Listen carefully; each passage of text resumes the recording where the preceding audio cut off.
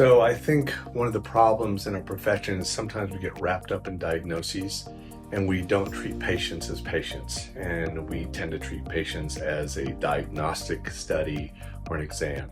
So to visualize and to treat patients as people and as real people that we care about really makes the difference between treating them as a person versus as a part. I think to enhance patient experience, we should treat each patient as they were family so they can get the care that they want. To enhance patient experience, I think we all need to give a little more grace. We all deserve it, we all need it, and I think that would make the world go round. I wish that all people would approach patient care like every day is Christmas.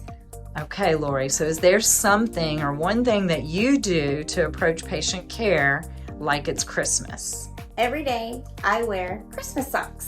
Today I have on Santa Claus. Oh, and I can attest to the fact that Laurie wears Christmas socks every day. I think, as a nurse, we have the ability to have an enlightened perspective in every patient interaction.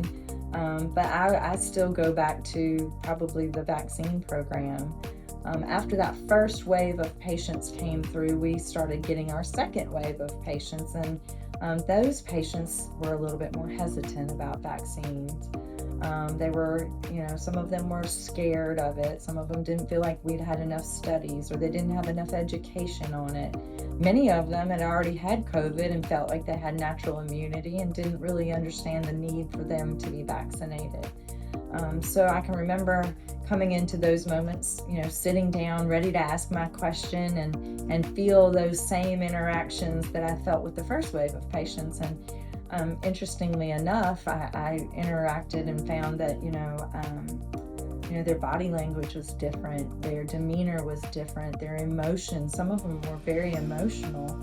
And so I learned very quickly I needed to really just kind of hold space for those emotions and validate, that what they were feeling was natural, and that just sit with them and just kind of really, truly hold space for them.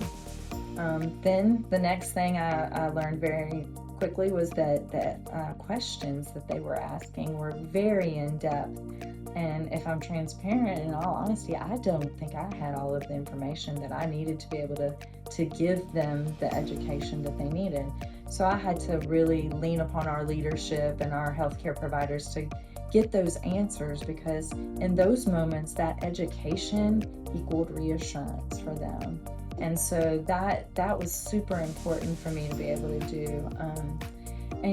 I can tell you, I